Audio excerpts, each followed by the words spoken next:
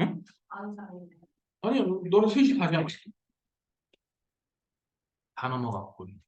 이 코딩에 가자. 응. 아, 그게 이상을 찍으면 파일, MP4 파일을 전환해갖고 컴퓨터에 저장을 해주거든?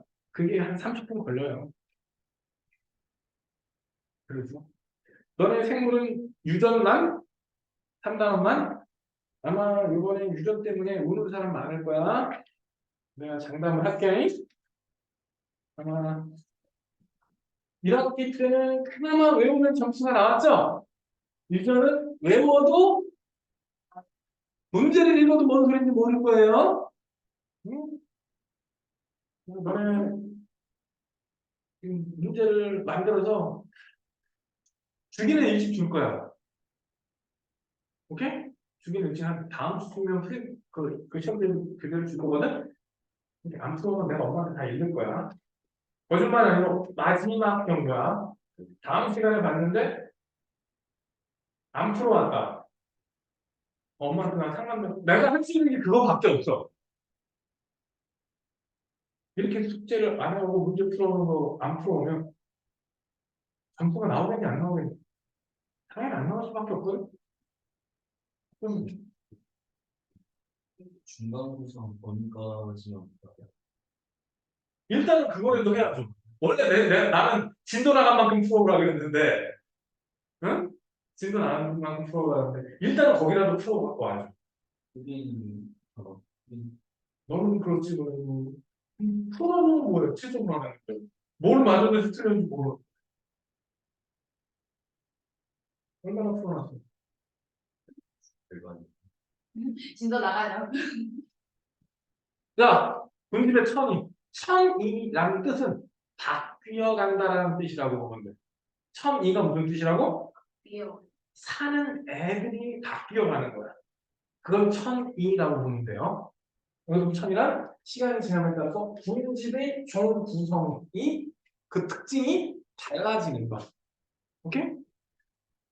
가장 간단한 건 넌 혹시 봤는지 모르겠지만 이렇게 공사하고 나서 산 깎아놓은 지역 있지. 처음엔 맨 땅이잖아. 1년쯤 되면 풀만 자라요.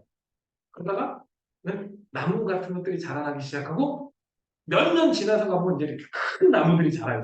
그 변해가는 과정이 천이라고 생각하면 돼. 이거는 100% 암기사항입니다. 그 중에 1차 천이는 아무것도 없던 용한 돼지. 무슨 돼지? 용한 돼지같이 진짜 아무것도 없던 곳에서 시작을 하는 거예요. 용한 돼지면 그 위에 생물에 뭐가 있을까 없을까? 거기서 시작하면 1차 천이라고 하는 겁니다. 용암이 싹 덮었어. 흙도 없죠? 그게 굳어. 굳은 게 부서지기 시작해서 흙이 생기겠지. 그러면서 생물이 생길 거거든. 근데 사실 흙보다 먼저 이끼 종류가 먼저 들어옵니다. 뭐가 먼저 들어온다고? 이끼 같은 거. 이런 식으로 용암돼지나 그냥 바위 덩어리 이런 데서 생명체가 시작이 되는 거를 1차 천이라고 해요. 그래서 굉장히 척박한 땅이 되겠죠. 그 척박한 땅에서 아직 흙도 제대로 생기지 않은 그 상황에서 돌에 이끼 나간다 지의류라는 게 있거든. 바위에 가면 이끼 같지는 않고 무슨 이렇게 바위가 곰팡이 쓴 것처럼 얼룩덜룩 보이는 경우가 있거든. 그게 지의류야. 얘네들은 오염된 공기가 있잖아.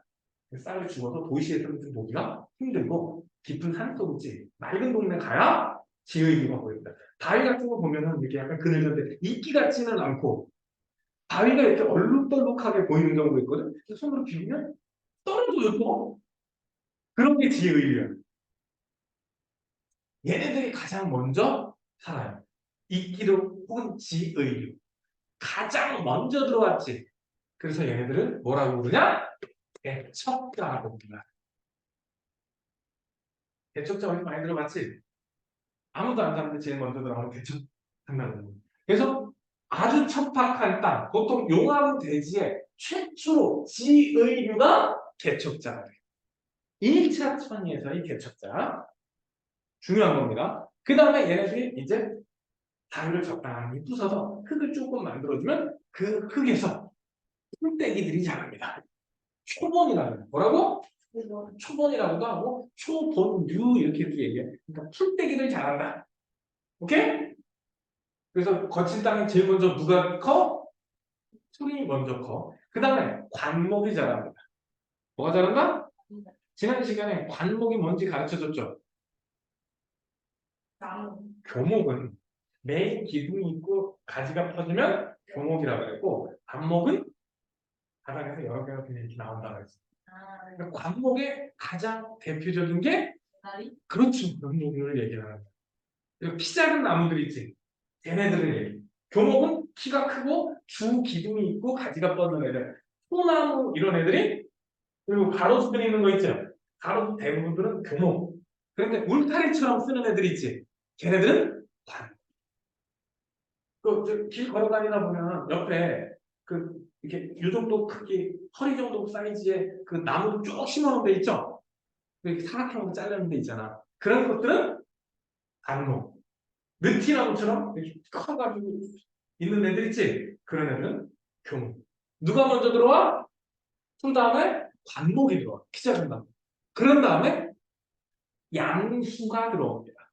햇빛을 많이 필요로 해서 자라는 나무들. 뭐가 필요하다고? 햇빛 많이 필요한 애들. 그게 양수야. 가장 대표적인 게 소나무. 왜요? 소나무가 양수다. 소나무가 뭐다? 양수는 햇빛이 많이 필요해요. 그래서 그늘진 곳에서는 잘 자라지 못합니다. 양수가 크고 그 밑에 음수가 자라기 시작합니다. 누가 자라기 시작해? 음수는 정확하게 얘기하면 이거야. 햇빛이 적어도 자랄 수 있는 데. 양수는 햇빛이 많아야 자랄 수 있는 데. 오케이? 음수가 그럼 햇빛이 세다고 못 자라느냐? 그거는 아니야. 햇빛이 적어도 자라는 거지. 근데 지금 양수림이지. 그럼 그 밑에 그늘졌지. 그러면 양수림 어린 싹들은 자라지 못해. 왜? 그늘이 졌잖아. 그러니까 양수림들은 못 자라고 누가 자라나와? 음수림이 자라나와. 그래서 양수림과 음수림이 키 크기가 비슷하잖아. 그러면 혼합림이라고. 근데 문제는 밑에서 누구만 자라나와?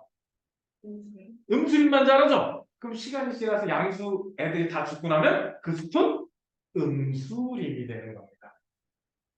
그럼 그 밑에서 계속 누가 못 자라? 양수는 못 자라고 음수만 계속 자라서 올라오겠지. 그러면 음수림이 된 숲은 계속 음수 상태를 유지하겠지. 그 여기 신갈나무, 떡갈나무 이런 거 있지? 이런 애들이 음수의 대표 주자다. 이 상태를 급상이라고 해. 더 이상 천이가 진행되지 않는 안정적인 상태. 뭐라고? 더 이상 진행 안 되는 안정적인 상태. 자, 소나무는 뭐라고? 양수. 뭐 신갈나무, 떡갈나무 이런 거는 음수. 오케이? 양수들은 햇빛이 어떤 애들? 많이 필요로 하는 애들. 보통 양수 같은 애들은 이파리가 넓은 애들이 보통 많아요. 음수는 오히려 이렇게 침엽수 있지. 얘는 화렵주는 양수들이 많고 침엽수들은 오히려 음수들이 많아요. 왜 이파리가 넓겠어? 햇빛 많이 필요해 이런 뜻이지. 그래서 양수 애들은 초반에 빨리 자라가지고 먼저 숲을 양수림을 구성하는데 밑에서 자라나오는 게 음수밖에 못 자라니까 시간이 지나면 뭐로 변한다? 음수가 된다. 그래서 그 다음에 습성천이는 얘는 마른 땅에서 시작했지. 네. 마른 땅에서 시작해서 건성천이거든. 위에 건 건성천이 아래 거는 어디서 컸어? 호수에서 크는 거야. 어디서? 그래서 습성천이라 그래. 일단 빈 영역 호수가 있는데 아무도 안 살아. 그냥 물만 있는 거야. 뭐만? 시간이 지나면 상류에서 뭔가 자꾸 떠내려오잖아. 그래서 유기물이 퇴적되어 있는 부영양호 상태가 돼요. 근데도 계속 떠내려오겠지? 그럼 뭐처럼 변해? 이끼처럼 변해? 호수가 늪지같이 변하는 거죠. 뭐처럼 변한다고? 어. 그런 상태가 되는 게 부영양호 단계까지 넘어가는 거예요. 그런 다음에 이제 겉은 늪지처럼 돼 있으니까 겉에 이끼 같은 게 먼저 자라요. 뭐가 먼저 자란다고? 그러면 초원으로 넘어가는 거죠. 그래서 순서가 도중에 합류되는 거죠. 빡빡한 땅에서 이렇게 자랐죠. 근데 얘네는 빈, 부, 그다음에 이렇게 자라서 이게 어디가 되겠어요? 이게 늪지 정도 되는 거거든. 여기서 다시 초원으로 합쳐집니다. 이렇게 가면은 건성천이, 이렇게 가면 습성천이. 건성천의 개척자 누구? 지랑 그거. 지금 의료만 기억해도 좋아. 얘는 여기 두 영향로 있지? 수생식물. 뭐라고? 수생식물이 개척자다. 여기 안 나와 있죠?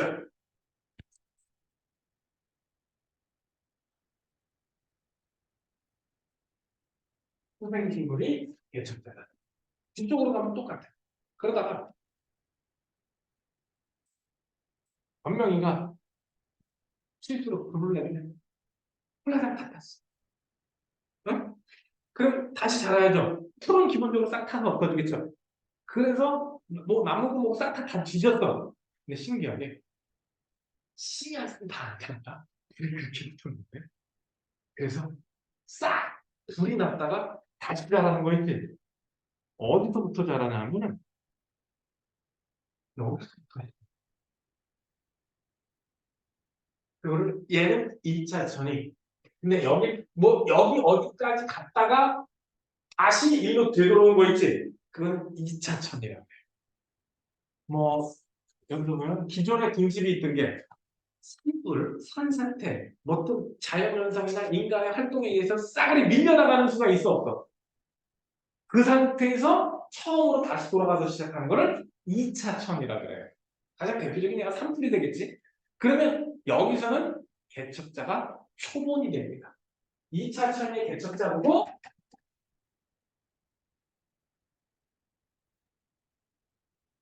먼저 자랍니다. 자, 그럼 개척자 우리 3개 외웠네? 1차 천의 건성천의 개척자는 지으로, 습성천의는 생식물, 2차 천의의 개척자는 술땡이들. 그래서 전체적으로 진행 속도가 2차 천이가 훨씬 빠르게 진행됩니다. 왜? 이미 한 번 같은 길이지. 그리고 거기 유기물 같은 게 일부는 남아있을까 안 남아있을까? 일부는 남아있기 때문에 여러 가지 훨씬 빨리 가. 여기 나오네. 초본인 개척자가 들어와 초원에서 시작한다라는 얘기. 이거는 암기 사항이 됩니다. 다른 건 몰라도 이 순서. 뼈바닥 땅에서 누가 제일 먼저 들어와?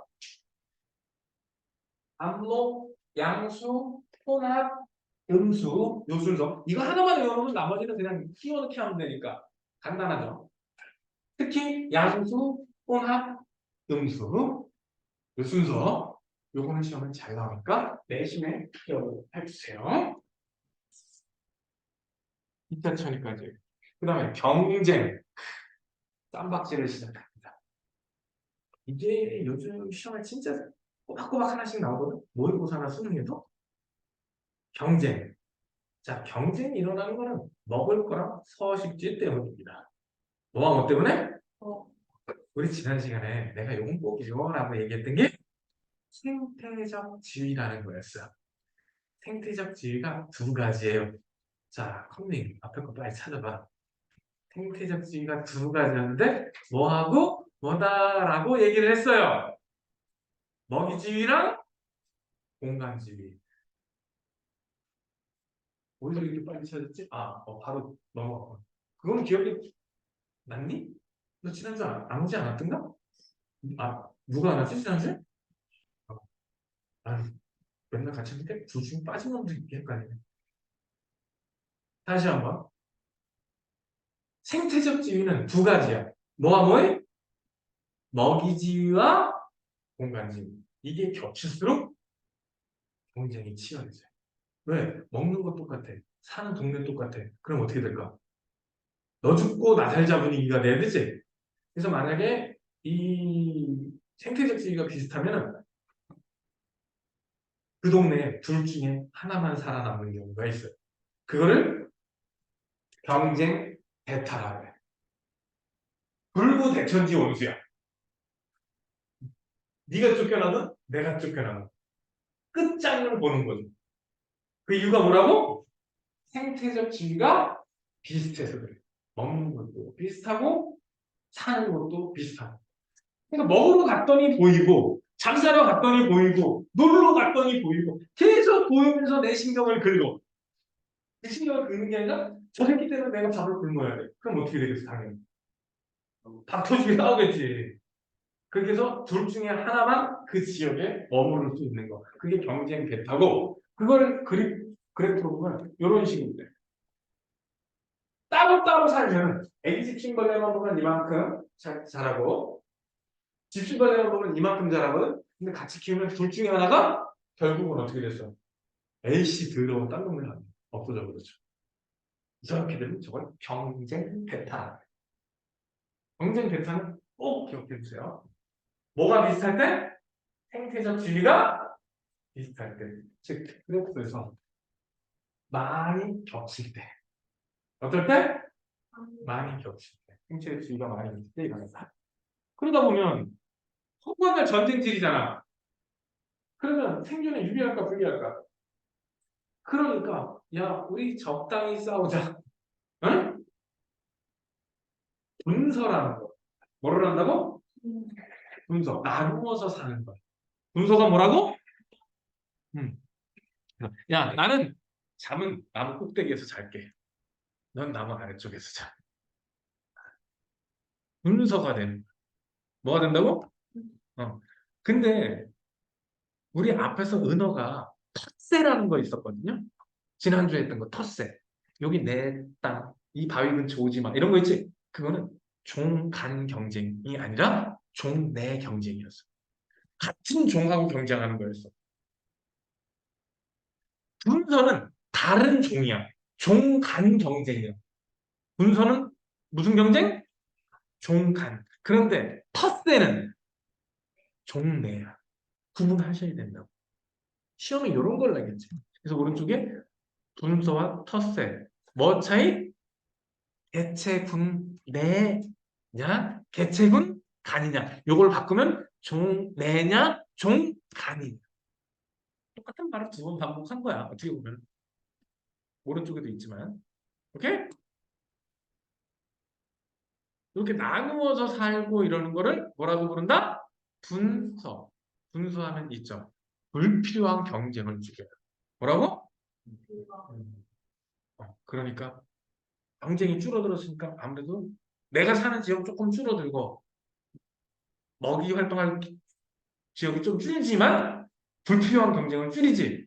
그래서 생존에 약간 좀 더 유리해요. 보면 여기서 먹이, 서식지, 활동 시기, 산란 시기 이런 걸 서로 살짝 다르게 하는 거지. 그래서 네가 많이 먹어야 될 시기에는 니네 뭐 새끼 태어나고 많이 필요한 먹이가 필요할 때는 우리는 새끼를 아직 안 낳았다든가 이런 식으로 조절이 돼서 서로 유한의 자원을 돌려가면서 이용을 하게 되는 거죠. 오케이? 분서 뭔지 알겠어? 너네 집에 딱 들어갔더니 언니가 있어. 내 방에 오지 마! 이건 뭐야? 텃세야. 그런데 공동주택에 집이 따로 살아. 분서야. 알겠니? 너네 집안에서 내 방에 오지 마! 이건 텃세. 가족끼리. 오케이? 그런데 우리 집 101호, 니네 집 202호, 분서. 오케이? 여기 보면 갈견이랑 피란이 있다는데 갈견이가 뭔지를 내가 잘 모르겠어. 근데 갈견이하고 피라미가 생기게 얘가 갈견이라는데 피라미하고 너무 비슷해요. 둘 다 여기 보면 피라미 같은 게 이렇게 물 외곽 쪽에서 살고 좀 흐르는 물 있지? 거기에 많이 살거든. 피라미가 얘는 그 낚시 바늘 조그만 거에 거기다 까만 실 대충 묶어가지고 있지. 그냥 검은티티하게 보이게 해서 던지면 무조건 물어. 피라미 낚시가 엄청 쉬워. 이거 잡아다가 옛날에 그 밀가루 살짝 묻혀서 많이 튀겨 먹었는데. 피라미나 피라미. 피라미 피라니아 아니야. 피라미야. 한글이 안 돼? 분야는 달라요. 피라미 걔는 육식성공이잖아. 그러니까 정확하게 잡식성이지만 얘네들은 이빨이 무섭잖아. 크기도 우리나라에 없잖아. 그래 크기도 막 이만큼씩 커요. 그러니까 걔네는 얘는 피라미는 커봤자 요 정도? 요것도 좀 더 커요. 요 정도까지 크겠다. 어렸을 때 그거 파리 낚시 있지. 그 파리 낚시 때한 30원 바늘이 그랬거든? 30원, 40원 이럴 때 그거 한 서너 개 사다가 대나무 끝에다가 이렇게 낚싯줄 해갖고 서너 개 바늘 한꺼번에 묶어. 그 던지면 한꺼번에 서너 마리씩 먹어. 아니면 숫자대로 올라올 때가 되게 많아. 그래서 가끔은 이렇게 흐르는 물에 옆으로 흐르는 물에 좀 가로로 이렇게 줄을 쳐놓고 거기다가 바늘을 한 10개를 달아. 그래서 그 낚싯바늘이 물에 살짝 살짝 닿으면 톡 튀잖아. 그렇게 위치를 잡아놓는 거야. 양쪽에 말뚝 받고. 그러면 이 간격을 한 요만큼이 띄워놓거든. 거기 한 열댓 개 이렇게 쭉 매달아 놓으면 옆에서 주머니 하나 차고 여기서 이렇게 뛰다 보면 옆에서 물어. 그럼 이렇게 뛰어. 그럼 또 물어. 그럼 왔다. 그러면서 계속 그렇게 뛰는 거야. 무는 속도가 더 빨라요. 내가 물고기 떼는 속도보다 무는 속도가 더 빨라. 한참 그렇게 잡잖아? 금방 수백 마리 잡아요. 먹으려고 잡는 건데. 다 먹어요. 그럼 그걸 남기나? 수박 많이 우리 집 식구 많은데? 먹어요. 야, 피라미 그거 한 사람이 배 채울 정도면 몇십 마리씩 먹어야 돼. 그래서 제일 많이 먹는 게 라면 끓이면서, 응? 라면을 뭐처럼 끓이냐면, 부대찌개처럼 끓여. 걸쭉하게. 거기에 예식은. 라면. 응? 무슨 맛이 있고. 거기, 저기 같아요. 그 매운탕처럼 끓여 먹는 거예요. 그리고 아니면은, 저기, 아까 얘기했듯이 그 튀김가루 묻혀갖고 튀겨 먹고. 난 개인적으로 튀겨 먹는 게 제일 맛있더라. 근데 기름하고 이런 것도 구하기가 힘드니까 대부분은 매운탕처럼 끓여 먹는 경우가 제일 많았지. 그러면 없는 집에서는 한 끼 식사가 해결이 되는 거잖아. 거기다 단백질도 공급됐잖아. 어렸을 때 선생님은 이 물고기 잡으러 진짜 많이 다녔어요. 중학교 2학년 때까지. 중학교 2학년 때 어느 순간부터 공부하겠다고 지랄을 하면서 이런 거 다 안 했지만 중학교 1학년 이때까지는 뭐 낚시 다니고 추우면은 낚시 다니고 여름 되면 피라미 잡으러 다니고 물고기 종류 진짜 많이 잡았던 거예요. 겨울 되면은 토끼 잡으러 가고 토끼는 뛰어가서 잡는 게 아니라 덫으로 잡는 거니까. 응? 토끼 많이 먹어봤지. 맛있어. 맛있지. 근데 특유의 누린내 때문에 싫어하는 사람들도 많거든. 근데 토끼를 잡은 주요 원인은 먹는 것도 있지만 가죽 때문에. 그때 중학생 버스비가 100원이었거든. 가죽을 잘 팔잖아. 그 가죽을 잘 말리면 잘 받아보면 5천 원까지도 받았어요. 가죽 한 장. 버스 100원인데. 그리고 그때 당시 어른들 하루 일당이 5천 원이었단 말이야. 근데 가죽을 많이 손상되면 500원. 보통은 1,000원에서 2,000원 사이. 근데 지금 잘 펴놓고 지금 상태가 좋으면 5,000원까지도 받아보죠. 내가 최대로 받은 게 그거야. 보통은 대부분이 2, 3,000원 사이를 주고 가져가려고 들어요. 근데 가끔은 덫에 걸렸는데 다른 짐승이 먼저 와서 입을 대는 경우도 있겠지? 그럼 가죽 상태가 어떨까? 그럼 이제 500원만 주고 가지고. 근데 그거를 또 사가주는 게 어디야? 시골 가면은 그런 가죽 사러 겨울 되면 이렇게 도는 사람들이 있어. 1년에 한 두어 번 오거든? 그 사람 오면 파는 거지. 나중에는 비싸게 받는 요령을 알았지. 초등학교 때 모르는 중학교 때 알았지. 넓게 펴야 돼. 그래서 대나무로 이렇게 동그란 거 있죠? 그걸 만들어서 집게로 찍어서 잡아 늘리는 기술을 터득했네. 그 다음부터는 거의 뭐 그래서 5천 원을 받아본 아주 딱딱하게 잘 펴놨어요. 토끼 가죽. 토끼 산거 뭐 잡아서 배 따서 가죽 벗기고 다 해봤지. 뛰어가서 잡아본 건 한 번밖에 없어. 그것도 토끼가 구덩이에 빠져갖고 잡았지. 안 그랬으면 그것도 못 잡았을 거야. 이 말로 처음 어? 껌 같은 것도 많이 잡았고 그것도 다 던져서 잡는 거지 뭐 다른 거로 잡은 건 아니에요. 총은 없었으니까 총으로 잡아본 적은 없고 쏴본 적은 있지만 총으로 잡아본 적은 없고 다 덫으로 잡는 거야. 요즘은 다 불법이지 그때는 불법이 아니었거든. 그런 법이 없었거든. 그래서, 그래서 청설모 겨울 되면 청설모하고 다람쥐 토끼덫에 청설모가 자꾸 걸리더라고. 얘네들은 뭐 가지고 사주는 사람도 없고 그냥 뭐 이렇게 간식거리죠 간식거리 구워 먹을 간식거리. 뭐 들리는 말에 의하면 다람쥐, 청설모, 쥐고기 맛이 비슷하다 그러는데 쥐고기를 먹어본 적이 없을 것 같아요. 어렸을 때 그랬는데 쥐포가 그 쥐포라고. 쥐포 뭔 줄 알아요? 쥐치라는 물고기야. 물고기가 걔는 그거를 또 한 마리에서 다 뜨는 게 아니라 조금씩 조금씩 해서 붙여놓은 거예요, 그거. 근데 그 쥐가 그 쥐라는 그 쥐치가 아니라 그 쥐라는 얘기가 있었어. 요즘이야 먹는 사람은 좀 어렸을 때 뱀도 많이 잡아먹었는데 뱀 잡아서 구워가지고 생으로 먹어본 적은 한 번도 없고 구워 먹는 거. 장어랑 비슷한 느낌이에요. 그리고 생각보다 말린 북어 있죠? 그거 구워 먹는 느낌하고 비슷해요. 말린 북어 구워 먹는 느낌 비슷해요.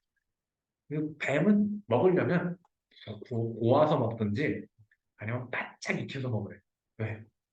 기생충이 기생충이 어머 내가 해봤거든?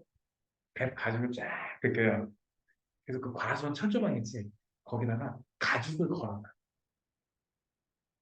햇빛 받잖아? 그럼 뭔가 이렇게 꼬물꼬물거리고 나와요. 그게 뭐야? 기생. 그거 보고 나니까 잘 못 먹겠다. 그전에는 열심히 구워 먹었거든. 근데 구우면 막 이렇게 슬슬슬 굽기 시작하면 그 꼬물꼬물하는 거 나오기 시작해요. 바짝 구우면 어떻게 될까? 다 단백질이죠. 기생충은 단백질 아니야? 여러분, 그래서 바짝 구워 먹어요. 어느 정도, 너는 혹시 노가리 구운 거 먹어본 적 있나? 노가리나 북어 구운 거? 그렇게 진짜 바짝 구워서 먹는 거. 그럼, 근데 그것도 좀 위험하니까 고아서 먹으라고. 뱀을 먹을 거예요. 뱀 많이 먹으면 절대 안 돼요. 독성 문제가 아니라 약발이 안 받는다. 나중에 무슨 약을 먹어도 약이 안 받는다. 너무 독해서. 이전에 뱀이 그만큼 굉장히 센 약이라는 뜻이야. 센 거 먹으니까 그 다음에 약한 거 먹으면 내성이라 그러죠. 효과 없는. 그렇다. 여름에 이렇게 힘없을 때 먹으면 진짜 좋았어요. 또 하나가 개구리. 개구리 더위 먹은 사람 먹으면 벌떡 일어난다고. 근데 여름에는 개구리가 이것저것 많이 먹었잖아. 그러니까 다리만 잘라 먹어. 다리만 잘라, 허리 잘라갖고 그 다리만 구워 먹어. 굉장히 맛있어요. 황소개구리도 되게 맛있어. 그치? 여름에는. 근데 겨울에는 배 갈라봤자 아무것도 없어. 뱃속에 아무것도 없어. 기름 덩어리만 있거든? 그러니까 겨울에는 겨울잠 자는 애들은 통째로 튀겨 먹잖아. 황소개구리는 거의 대부분 허리, 아니면 배를 따서 그 배 안에 거 다 긁어낸 다음에 먹거든? 이 근처에는 황소개구리 하는 데가 없지만 저기 남쪽 동네 가면은, 남쪽 지방 가면은 황소개구리 전문 업체들이 있어요. 튀김하고 구이를 먹어본 적이 있어. 거의 닭다리던데. 개구리가 아니고 거의 닭들. 황소개구리 큰 거 오면 니네 몸풀만 해. 이따 집에 가서 한번 황소개구리 찾아보세요. 길이가 1m가 넘는 게 있어요. 딱 다리 잡고 이렇게 들잖아. 1m 넘는 게 있다. 그래서 시장에 가면은 몸통 크기 한 요 정도 되는 거 있지. 이런 걸 너무 큰 부담이니까 요 정도 사이즈 되는 거 있지. 그런 걸 팔아요. 살아있는 거예요. 맛있어요. 원래 황소개구리가 우리나라에 왜 들어왔어? 먹으려고 가지고 온 거지. 근데 그때 우리나라가 통일교가 성공을 한 거야. 그전에는 식량이 부족해가지고 굶는 사람들이 있었거든. 근데 통일교가 성공했다. 수확량이 엄청나게 늘어났어. 굶는 사람이 없어졌어. 우리나라는 하얀 쌀밥이잖아. 그러다 보니까 이 황소개구리 먹어 안 먹어. 그러니까 양식하던 사람들이 그냥 방치를 하기 시작한 거야. 그게 생태계로. 뭐 그물 같은 거 1년이 아니라 몇 개월만 방치해도 어떻게 돼? 다 구멍나고 떨어지지.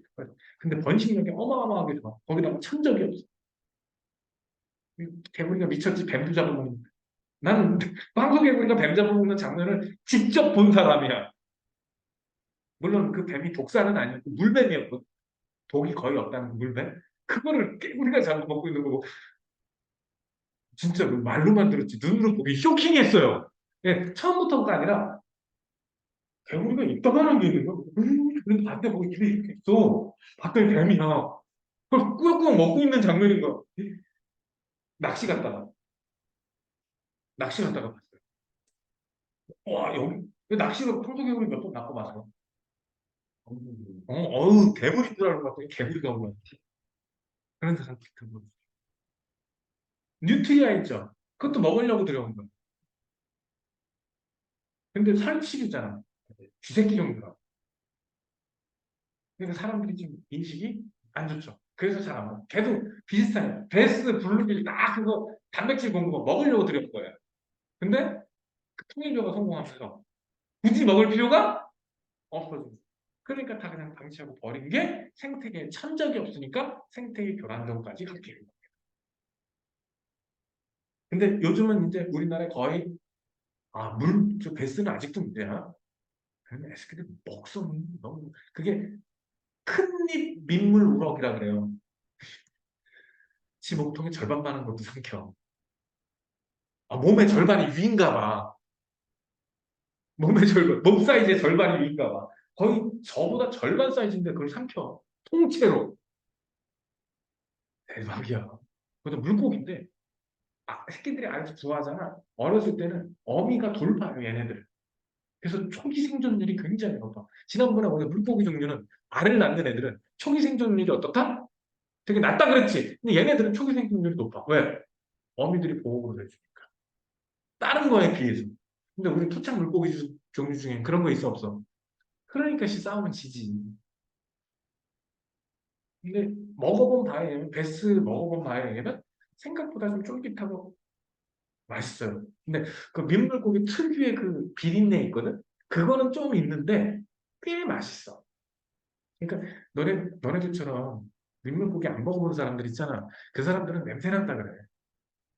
그래서 나 같은 친구들은 뭐이 정도면 뭐 되게 매운탕으로 끓여. 나는 그때 매운탕도 먹어봤지만 그 소금구이 은박지에 싸가지고 그게 맛있더라고.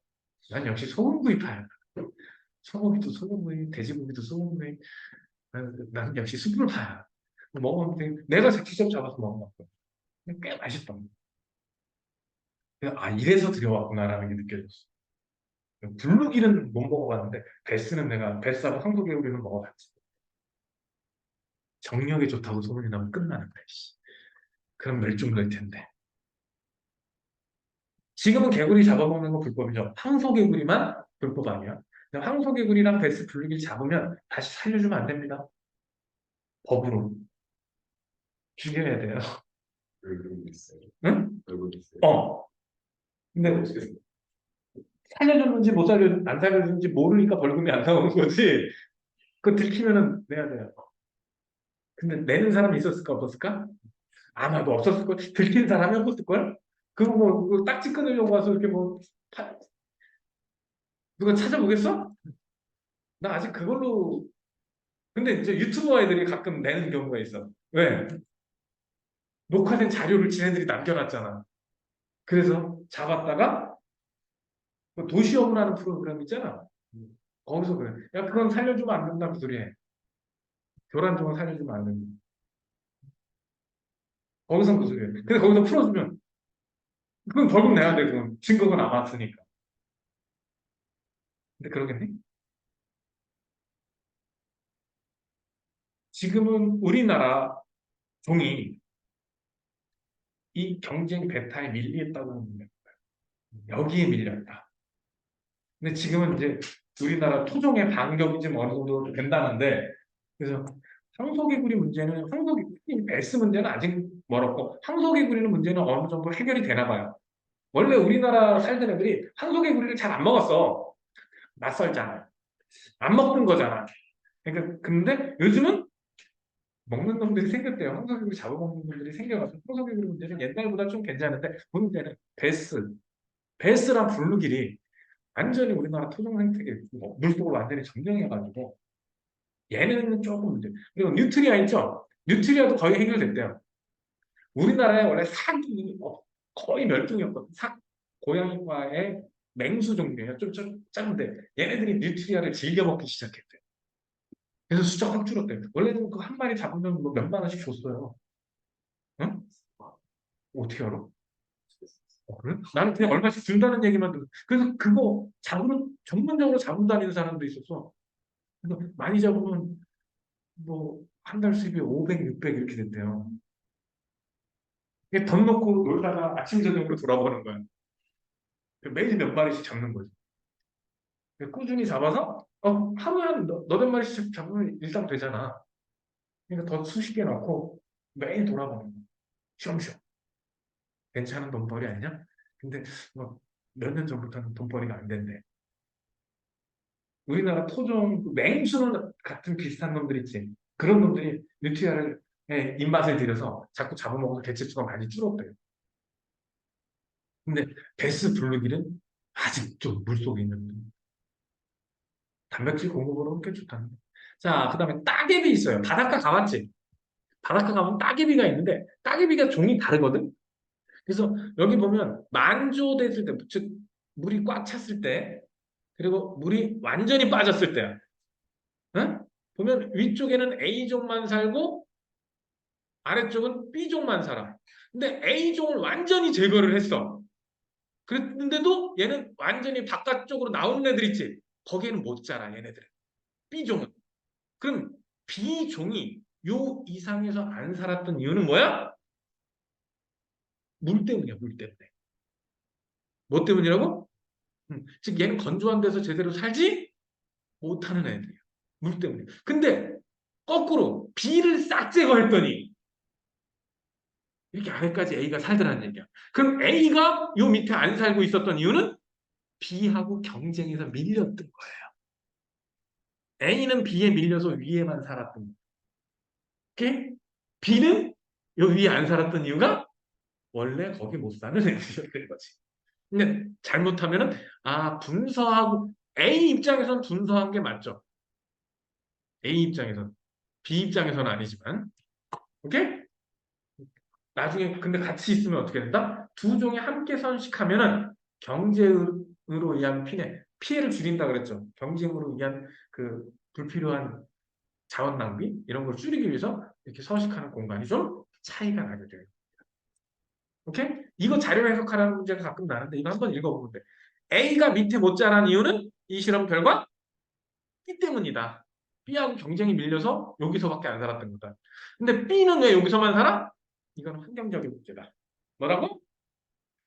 건조한 곳에서 못 살아서 그럽니다. 이거 자료 해석 정도 해줄 줄 알아야 돼요. 그 다음 공생. 같이 사는 거지. 공생의 종류는 몇 가지가 있어요. 편리공생. 한쪽에는 토해가 없는데 한쪽에는 일반적으로 이름 보면 편리야. 편리는 누구만? 한쪽만. 여기 잘 보면 빨판 상어가 거북이 배 밑에 붙어 있죠. 근데 거북이 입장에서 별 피해가 없어요. 빨판 상어는 피만 그리고 여행했죠. 그래서 누구만 이득 봤어? 빨판 상어만 이득 봤죠? 이래서 편리공생. 여기 따개비 붙은 고래 있지? 내가 봐도 고래 입장에서 엄청 불편할 것 같은데.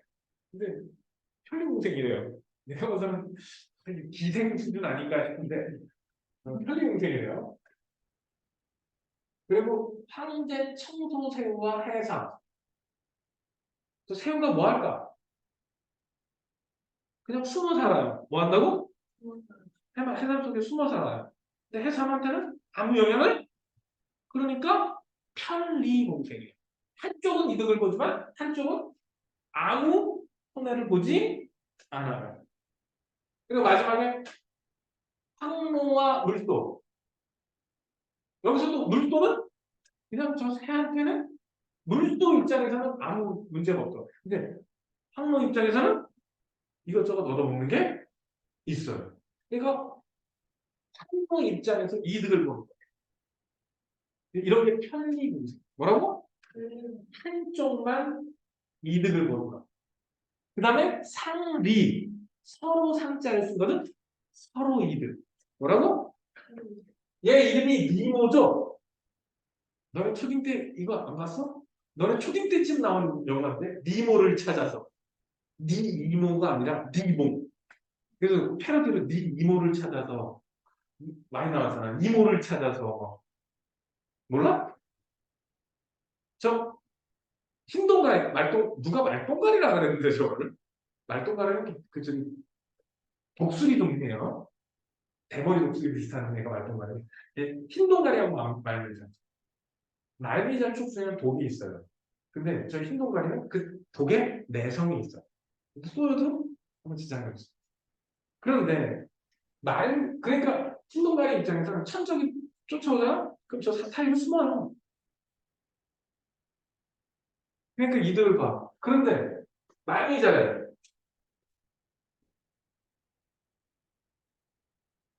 얘 때문에 오는 놈들을 잡아먹는 거야. 나는 보호받고 너 대신 미끼가 되줄게. 그렇게 되는 거야. 서로 이득이지. 그 다음에 가장 대표적인 공생관계. 콩과 식물과 뿌리 박테리아. 식물 입장에서는 서식 공간을 주는 거야. 뿌리라는 공간을 주는 거야. 그 대신 뿌리 박테리아는 질소를 고정해서 암모니아를 공급하죠.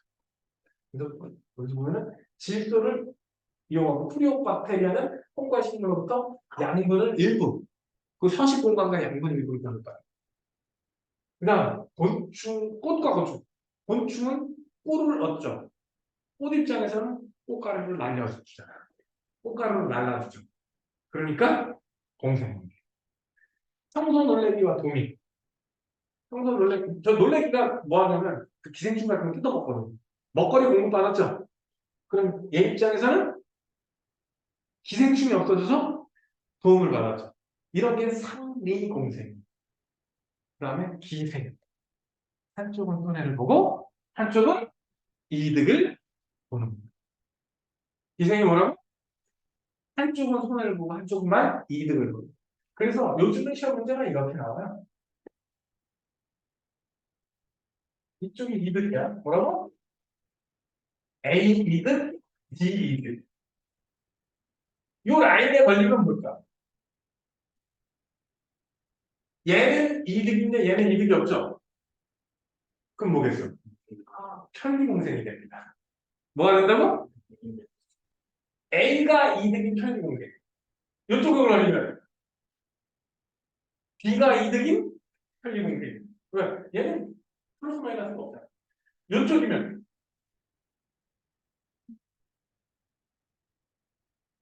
여기나 여기면 기생이 돼.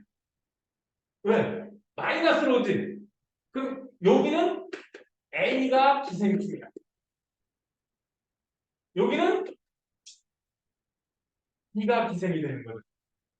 여기는 경쟁 베타가 되죠. 너 죽고 나 죽지 않습니다. 물론 근데 사실 여기서 경쟁 베타를 집어넣으면 안 되는 거지. 여기는 공생 관계를 얘기하는 거야. 근데 이쪽으로는 뭐 그때까지는 경쟁 베타 있을 때. 너 죽고 나. 그래서 이쪽은 뭐? 기생이 된다. 한쪽은 손해를 보고 한쪽은 이득을 보고. 그래서 애들 가끔 시험 문제 여기 동그라미 쳐준단 말이야. 아, 낚일만 하죠. 여기 배운 게 없는데. 낚일만. 그래서 사실은 요 라인이 뭐였어? 편리공생이지. 여기다 상리공생 딱 집어넣고 여기다 뭐 집어넣어주는 거야. 낚이는 거야. 조심하세요. 요 라인 뭐? 편리공생. 요 사이는 상리공생. 이쪽으로는 한쪽은 손해를 보니까 한쪽은 이득을 보니까 기생이 됩니다. 요 사실 한 번만 해보면은 안 낚이거든. 꼭 다시 한번 해보세요. 알겠어? 다음, 포식과 피식. 이건 뭐 아까 했으니까. 먹고 먹히는 관계고 생태계에서 가장 상호작용에서 가장 기본이 되고 중요한 거죠. 생태계가 유지되는 기본 원리가 포식과 피식에 의해서니까. 오케이? 포식은 먹는 거고 피식은 먹히는 거죠. 설마 이 정도도 구분을 못하지는 않겠지. 그래서 이 포식자와 피식자는 앞에서도 그 그래프 변동하는 거 있지. 누가 먼저 변했어? 숫자? 피식자가 먼저 변하고 포식자가 따로 변했죠. 이거 구분할 수 있겠지? 이런 식으로 나와요. 종강경제. 둘 다 마이너스. 그러면서 기생이는 뭐야? 아까 내가 이거 종강경제 둘 다 마이너스는 어떤 게 된다고 그랬지? 경쟁 배타가 일어나는 상황. 여기서 둘 다 플러스면 뭐야? 얘는 편리가 되죠. 얘는 지원되는 플러스니까 편리. 얘는 편리. 얘는 마이너스니까 기생. 오케이? 근데 얘도 비슷하게 이거 잘못 보면 뭐가 될 수 있어? 기생이 될 수도 있죠. 근데 포식과 피식일 수도 포식자는 플러스로 되지만 피식자의 경우는 마이너스예요. 아까 기생이라고 한 위치 있지? 거기에 포식과 피식이 들어갈 수도 있다는 얘기지. 데이터 해석할 수 있겠어요, 이제? 어려운 건 없고. 그래프를 가지고 시험 문제를 합니다. 단독 배양했을 때. 뭐 했을 때?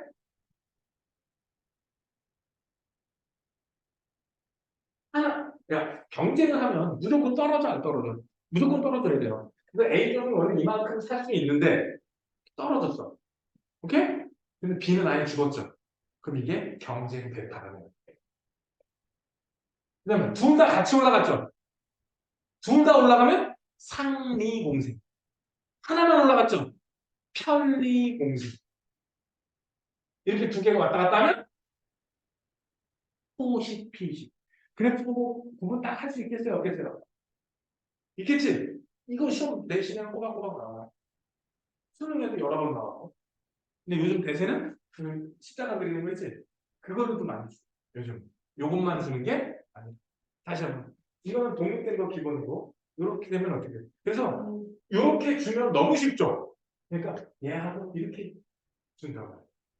따로 키웠을 때, 그는 이게 올라가느냐 내려가느냐는 옆에 거 보면서 비교를 해보는 거예요. 내려갔으면 무조건, 누구랑 경쟁하면 무조건 내려가게 돼 있지. 내려갔냐, 올라갔느냐를 판단을 해라. 그래서 한쪽만 내려가고 한쪽은 죽었다.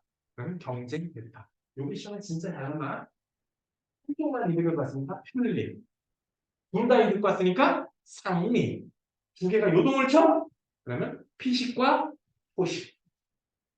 누가 피식? A가 피식, B가 포식이야. 왜? A가 올라가니까 B가 따라 올라갔잖아요. 이 관계를 똑바로 보세요. 그리고 겹칠 때 숫자가 똑같은 거 아니겠다. 산에 호랑이 얼마 있다고 토끼가 얼마 있는 거 아니야. 그런 일은 벌어지면 큰일 나는 거야. 산에 토끼가 10마리밖에 없는데 호랑이도 10마리 있으면 사람 잡아먹으러 내려온단 말이야.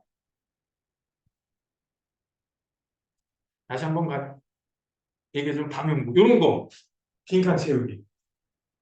할 수 있겠어? 응? 이거는 위에 거 있지? 이거 데이터 보면서 해야 돼요. 2번은.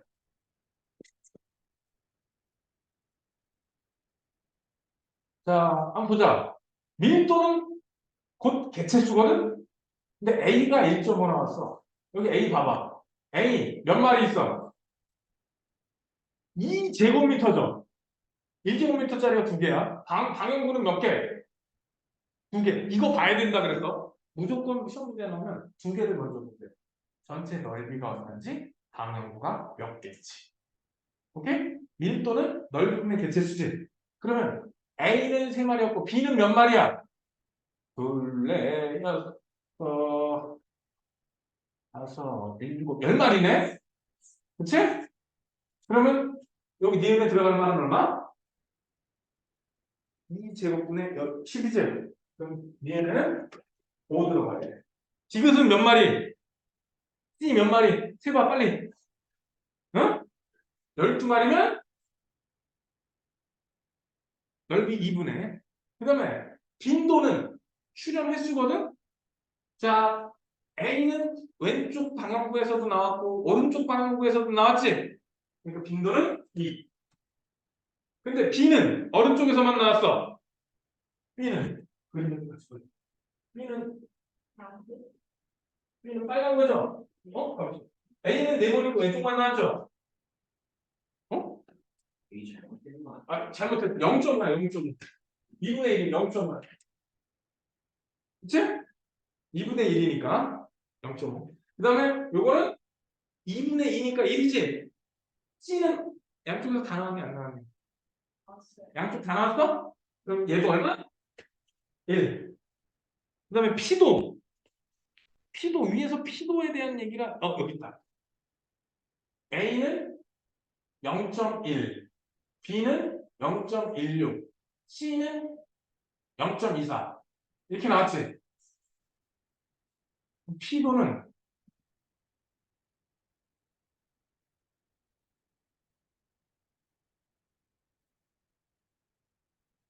그 위에 숫자 좀 불러줄래? P도 아까 A가 얼마? 0.1? B는 0.16? C는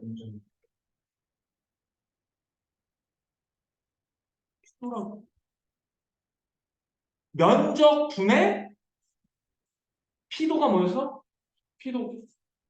P도는 전체 넓이분의 그 개체가 덮고 있는 면적이거든? 근데 전체 넓이가 2였죠? 그러니까 2분의 1 해서 0.05. 그럼 얘도 또 2분의 1이니까 0.08. 얘는 이렇게 나오겠죠?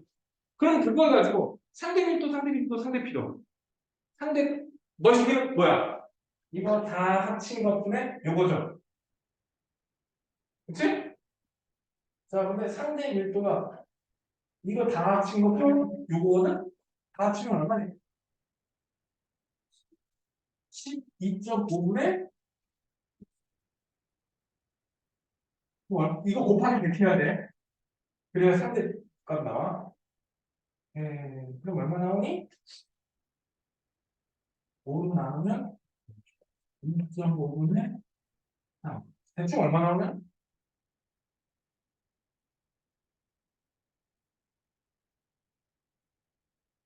또 5로 또 나눠? 5로 나누면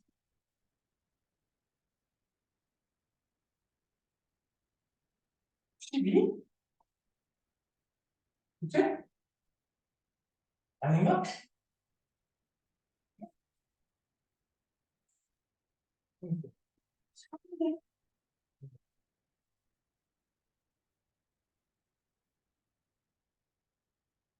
20,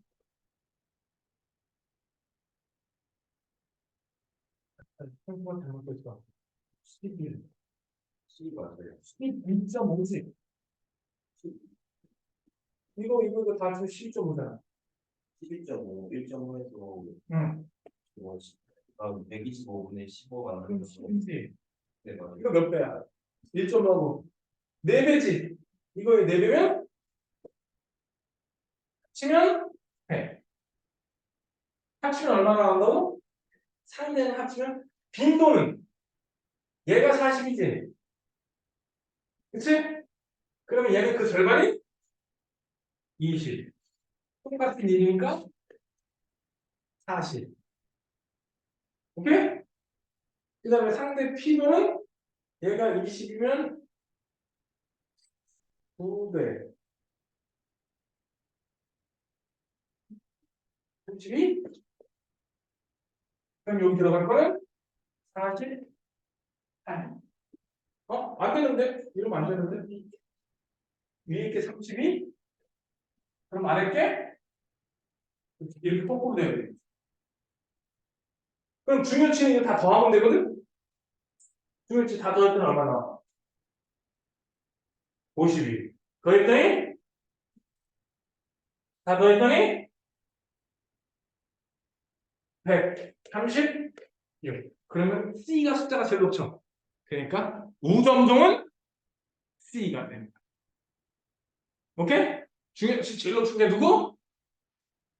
T가 되는 거다. 이렇게 계산합니다.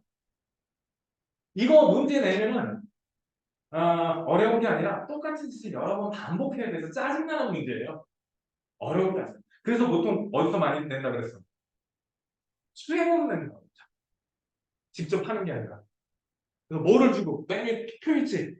그걸 주고 죄다 빈칸만 남겨주는 거야. 죄다. 근데 여기 지금 채우면서 봤죠? 요거 채우고 나니까 요 아래 거는 오히려 쉽게 채워지지? 비율로 환산을 해주세요. 비율로. 근데 수능 문제에서 볼 때는 저 기초 주행 데이터를 안 주고 괄호를 채우게 해주거든. 그때 기본이 뭐? 요거 합친값이 얼마? 100이 나와야 된다. 그리고 중요치는 얘네 합친 값이다. 상대밀도, 상대밀도, 상대밀도 합친 값이다. 그리고 대체수가 2배는 밀도도 몇 배? 2배. 밀도가 2배면 상대밀도도 몇 배? 2배가 돼요. 이거 가지고 빈칸 따다가 채워넣게 돼 있어. 그러면 모의고사 수능에서는 쉽게 답을 찾을 수가 있어요.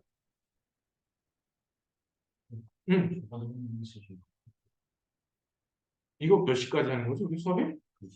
2시? 자, 5분만 쉬었다 합시다.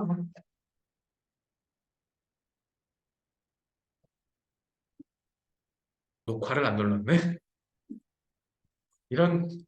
이게 문제예요. 녹화를 자꾸 안 눌러갖고 가끔씩 이렇게 한 10분, 20분이 날아가는 경우가 있어. 원래 2시간 수업하면은 녹화 분량으로 보면 1시간 반 정도 나오면 정상이거든? 1시간 20분에서 1시간 반이 정상이에요. 근데 가끔 이러면 1시간짜리 있다 그러면 선생님이 깜빡하고 일부 녹화를 안 하셨구나 이렇게 생각하면 됩니다. 자, 에너지의 흐름. 여기서 하나 기억합시다. 문장 하나 외웁시다. 생태계에서 에너지는 순환하고 물질은 흐릅니다. 다시 한번. 거꾸로 얘기했어. 물질은 순환하고 에너지가 흐릅니다. 다시 한번. 뭐가 순환? 물질은 순환하고. 즉 지구 안에서 뱅뱅뱅뱅 돌고. 에너지는 태양에서 지구로 왔다가 지구 안에서 돌고 밖으로 나가. 그래서 물질은 순환하고 에너지는 흐른다. 뭐라고? 에너지는 순환하지 않고 한쪽 방향으로 흘러가다가 생태계 밖, 우주로 나가는 겁니다. 오케이? 이거를 정리하면 어떻게 된다고? 물질은 순환, 에너지 흐름. 그래서 여기 뭐라고 나와 있어? 에너지 흐름. 이때 나오는 얘기가 열린 게, 닫힌 게, 폐쇄계야.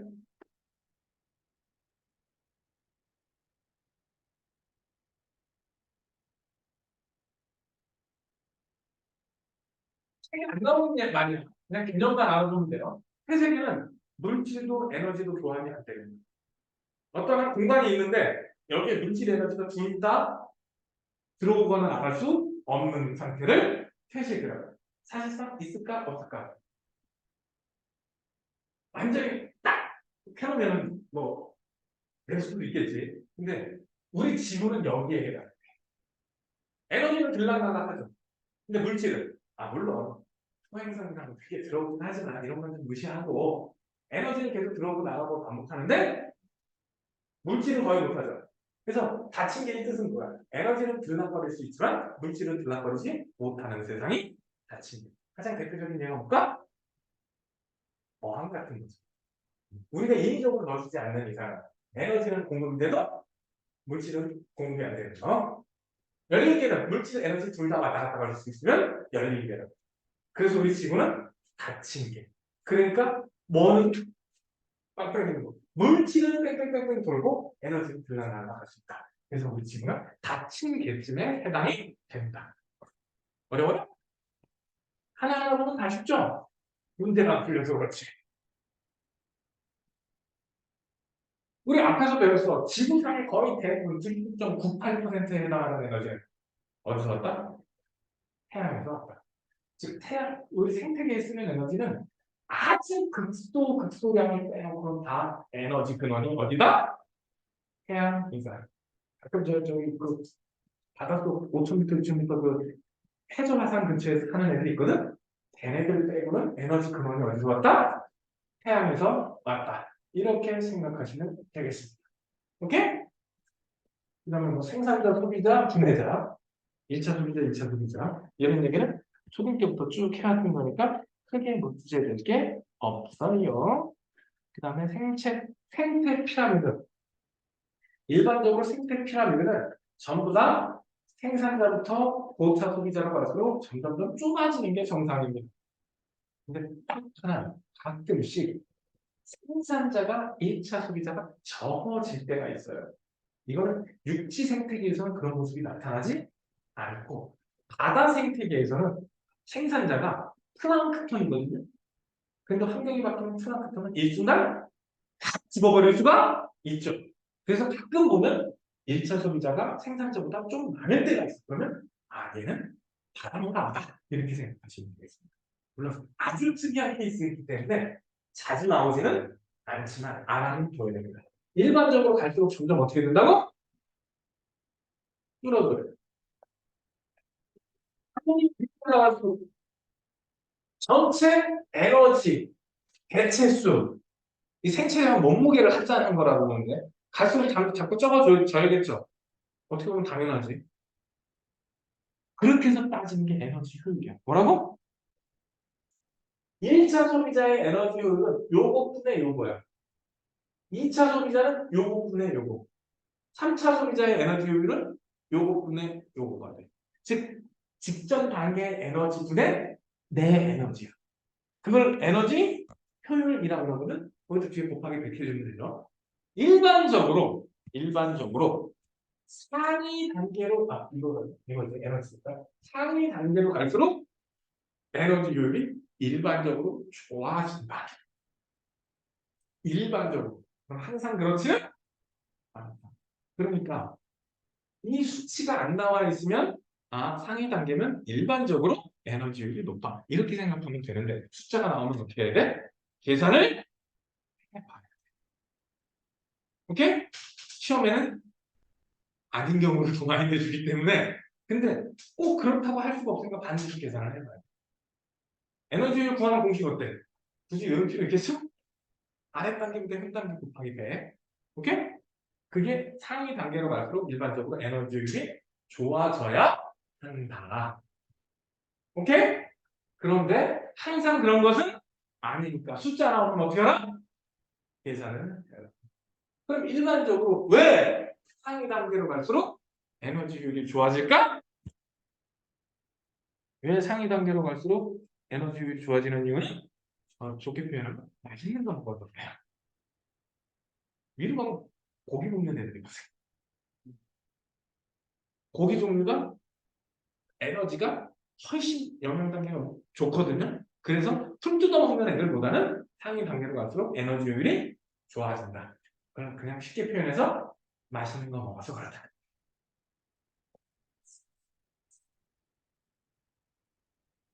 인풋과 아웃풋이 항상 똑같아야 돼요. 들어온 에너지는 100% 나가야 됩니다. 평형 관계를 이뤄야 돼. 그렇지 않으면 어느 한쪽이 계속 비대해지겠죠? 그래서 여기 봐봐. 전체 비례는 지금 이만큼이지만 생산자 이만큼 나갔죠? 그럼 생산자의 에너지 효율은 이것분의 이거예요. 오케이? 근데 생산자가 2000이라는 에너지를 가졌는데 10%만큼만 1차 소비자가 가졌죠? 그러니까 얘의 에너지 효율은 얼마? 10%가 되는 거예요. 얼마? 2000에서 홈으로 1200 나갔죠? 200 먹혔죠? 600 말라 뒤졌죠? 합치면 200 나오죠? 들어온 게 2000이고 나간 게 합치면 1200, 200, 600이니까 2000이고 들어온 양은 나간 총량과 같다. 그 다음에 얘는 200이니까 110 나갔고 30 맞죠? 그럼 100 이쪽을 60 와야 되겠죠. 계산할 수 있겠어요? 그럼 얘의 효율이 얼마야? 10%. 얘는 15%죠. 얘는 20%죠. 일반적으로는 상위 단계로 갈수록 에너지 효율이 좋아진다는 거죠. 그치? 근데 계산해봐야 돼, 이거. 꼭 항상 그런 건 아니니까. 가끔 아닌 경우 있으니까 꼭 계산해. 그 다음에 어떤 이렇게 가지고 있는 에너지의 총량, 나간 거 에너지 총량과 같아요. 그래서 빈칸 채우기 물어본단 말이에요. 누가 더 크냐, 누가 더 작으냐. 근데 그 직접 숫자로 물어보면 다행인데 그거 가지고 또 한번 조합해 보시면 돼요. 어려워요? 사실 이건 초등학교 배운 거에서 약간 플러스 알파 하면 돼요. 에너지 효율 중에. 그 다음에 이거 다 설명하면 시간이 조금 부족한데 요거 하다가 안 되면 응? 다음 시간에 요거 한 번 더. 오케이? 지금 아니 그게 아니라 남은 거 분량이잖아요. 다음 시간까지 하면은 너무 많아. 이 책이 끝나겠는데 다음 시간까지 하면 이 책 끝이라고. 아 다음 너네는 중간고사 보면 이 책이 끝나는 거야. 그럼 그때 시험 보면 다시 한번 돌려줄 수 있어. 생물. 내가 지금 너 빼자 그랬던 이유 중에 하나가 이거 한 2주면 끝나죠? 근데 너네 시험 아직 8주나 남았죠? 그럼 시험 보면 다시 한번 돌려볼 수 있겠죠? 목적이 그게 시험 점수 좀 더 잘 보면 되지 않을까? 자, 봅시다. 아까 우리 분집에 대해서 조금 했어요. 분집의 천에 대해서. 응? 자, 그리고 1차 소비자, 2차 소비자 이거 기억나죠? 식물 분집의 물질의 생산과 소비라고 돼 있어. 생산자가 최초의 에너지를 물질로 환산을 해오죠. 우리는 그 에너지를 먹고 사는 거. 당연한 거 아니야? 그치? 그러면 우리 이거 했던 거 기억나나? 기억나요? 이게 총광합성량이었지? 이게 순광합성량이었지? 이거 바로 그거예요. 총 생산량은 총광합성량으로 마셔도 돼. 뭐를 봐도 된다고? 총 생산량을 뭐로 봐라? 총광합성량으로 봐도 돼. 그리고 요게 뭐였지, 요거? 호흡량이었지? 얘가 총광합성량. 얘는 순광합성량이었지. 순광합성량은 뭐 빼기 뭐였어? 총량에서 호흡량 뺐지. 그래서 총량에서 호흡량 뺐더니 순생산량. 저녁은 외우셔야 되는데 외우기 쉬우라고 설명하고 있는 겁니다. 전체 양에서 뭘 빼면? 전체에서 호흡을 빼면 순생산량이에요. 순생산량은 한 세 가지 정도로 구분해요. 일부는 먹혀. 뭐라고? 이거 뜯어 먹는다고. 그래서 뭐라고 돼 있어? 피식량. 그리고 고사량 낙엽. 이게 지가 죽고선 낙엽 떨어뜨리고 땅속에 다시 썩는 거 있지? 그게 고사량이야. 오케이? 나머지는 지가 키 크는 데 쓰는. 그래서 생장량. 그래서 나는 이거를 학생들한테 외우기 쉬우라고 피고생이라고 외우라 그래요. 그냥 보세요. 전체량은 뭐? 광합성량. 거기서 뭘 빼면? 지가 써먹은 호흡량 빼면 순생산량이 된다. 오케이? 순생산량은 뭐뭐뭐? 피식량, 고사량, 생장량. 피고생. 여기가 쉽잖아. 피고생. 오케이? 이거 지난번에 내가 그려주지 않았었니? 이게 뭐 다시 그리는 거래. 예쁘게 다시 그려줄게.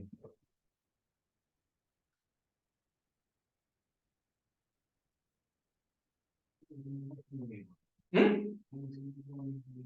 총 생산량이 총 방합성량이라고 보실 때 식물이니까. 요게 호흡량이에요. 뭐라고? 좋냐. 요게 호흡량이에요. 이게 총 방합성량. 거기서 호흡량 빼면 요게 뭐가 돼? 방합성량. 어려워? 그러면 요게 남는 에너지가 되는 거지. 이거 가지고 생태계 돌리는 거야. 그럼 생태계가 돌아가려면 저기 일부러 먹혀야 될 거 아니야. 그래서 피식량. 그리고 일부는 뭐 낙엽 떨어지고 말라 죽겠죠. 고사량. 그리고 지도 키 커야 돼 말아야 돼. 이 순강압성량이 있어야 지가 키가 클 수 있죠. 그러니까 생장량. 피고생. 어려워? 이때 중요. 호흡량은 전체적으로 변하면 돼. 지가 뭐 몸집이 더 커진다거나 개체수가 늘어나거나 이러지 않으면 이 호흡량은 변하면 안 되는 겁니다. 그때 빛의 세기에 따라서 광학성량이 이렇게 달라졌죠. 물론 이 양이 뭐 어느 지점에서 자를지는 뭐 시험 문제에 따라 다르지만 보통은 이렇게 표현할 수 있습니다. 요거 꼭 기억하세요. 오케이?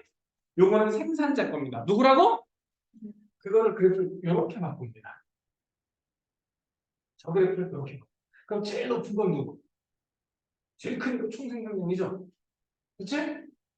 그리고 순생산량 요 차이가 호흡량이 되겠죠. 뭐하고 뭐? 총량하고 총량에서 호흡량 빼면 이거 빼기 이거 하면 요거 남잖아. 요 높이 차이가 뭐가 돼? 호흡량이 되거든요. 오케이? 이만큼이 순생산량. 이게 호흡량. 그럼 순생산량이 요만큼인데 그 중에서 요만큼 생장했지. 그럼 남은 거 뭐였어? 피고 남았잖아. 피고생인데 이 높이가 뭐라고? 피고생인데 그 중에서 생 빠졌지. 그럼 요 높이 차이가 피식량하고 고사량이 되는 거야. 그러니까 저거 외우면 이건 어떻게든 판단이 되겠죠. 다시 한번 총생산 빼기 순생산이 뭐야? 호흡량이지. 그러니까 요 높이 차이 요만큼이 호흡량이지. 뭐 생장량이라고 그랬지? 응? 순생산량 피고생이잖아. 응? 근데 요게 생장이니까 요 높이 차이 요만큼 뭐가 돼? 피식량과 고사량이 돼. 시험 문제에서는 이것저것 그래프 다 줄 거예요.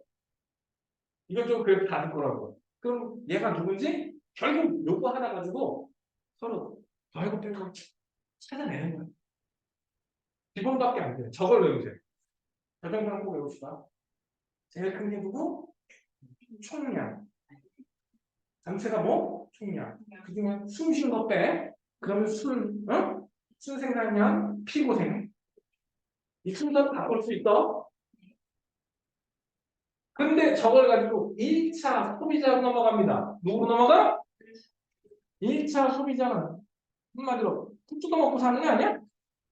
그러니까 이렇게 됩니다. 이 전체가 이게 1차 소비자, 즉 초식 동물의 전체 에너지는 어디서 와야 돼? 피식량에서 와야 되지. 그래서 얘는 전체 양을 섭식량이라고 합니다. 뭐라고? 처먹은 양이다. 아니 초식 동물은 에너지 어디서 얻었어? 다 처먹은 거밖에 없잖아. 그래서 생산자 입장에서 잡아먹히는 거고 전체 양이 뭐가 된다? 섭식량이 됩니다. 다른 방법이 있냐고. 너 에너지 어디서 얻었어? 이러면 어, 너 식물인간이야? 너네 에너지 얻는 방법 딱 하나밖에 없잖아. 뭐? 너 피부가 초록색이 아닌데? 먹는 수밖에 없잖아. 네. 밥 굶는데 살쪄? 그럼 다 거짓말이야. 과학적으로 완전히 거짓말이야. 안 먹었는데 살 찔 수가 있어, 없어?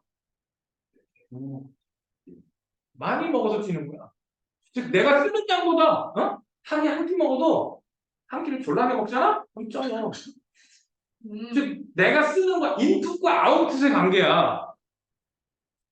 인풋과 아웃풋. 뭐, 에너지 먹죠? 너네 움직이고 뭐 하면 에너지 쓰죠? 쓰는 에너지가 먹는 에너지보다 많으면 살 빠지는 거야. 근데 너네들 나이 때는 일반적으로 쓰는 에너지가 되게 많아요. 그러니까 학생 때는 좀 많이 먹어도 살이 잘 쪄, 안 쪄? 근데 대학교 가면 이제 살이 찌기 시작해요. 생장기가 끝났지. 청소년기가 기초 대사량이 무지 높아. 기초 대사량이 뭐야? 목숨줄 붙이고 있는데 쓰는 에너지가 기초 대사량이거든. 근데 나이가 들잖아? 22, 3 넘어가잖아. 그러면 기초 대사량이 확 줄어들기 시작해요. 그러니까 살이 살 쪄. 선생님도 나이 30 되기 전에 여기 왕자 있었어. 못 믿겠지만 지금은 볼록하지만 그때 여기 왕자 있었어. 그리고 선생님 30 한 중반, 30대 중반까지도 몸무게 60kg밖에 안 됐어요. 늘 체중이 너무 적게 나와서 고민이었거든. 야, 30 중반 되니까 이제 살이 슬슬 찌고 배도 나오고. 나 작년 요맘때는 거의 90kg 찍었잖아.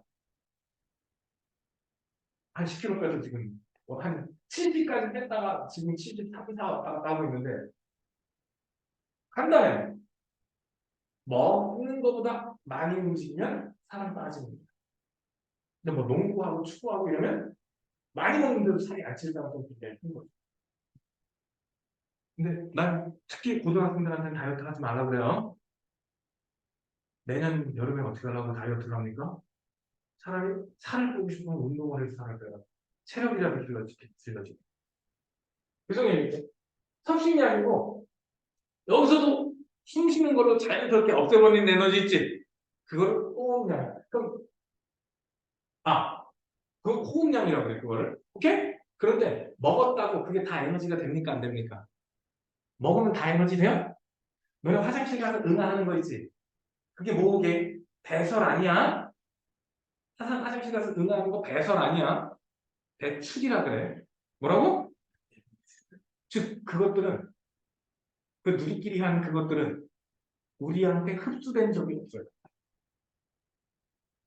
쇠구슬을 먹으면 흡수돼 안 돼. 한 이틀, 3일 지나면 화장실에서 힘주면 나오죠. 흡수된 적이 있다 없다. 상자 속은 어머니 따지면 우리 몸 바뀝니다. 상자 속은 우리 몸 바뀌어. 흡수된 적이 있어 없죠? 그래서 배출이라고 합니다. 먹었는데 응아하는 거는 우리 몸 안에 들어왔던 적도 없는 그냥 나가는 거죠. 그래서 먹은 것 중에 빼고 나머지 흡수돼서 몸 안에 쓰는 양. 그래서 동활이라고 이름을 붙입니다. 먹은 것 중에 응아 빼고 나머지가 동활. 먹은 것 중에 에너지 일부는 그 중에서도 또 뭐가 돼? 호흡으로 어디 써먹지도 못하고 사라졌죠. 그리고 일부는 또 잡아먹힐 수 있죠. 그럼 나머지가 생산.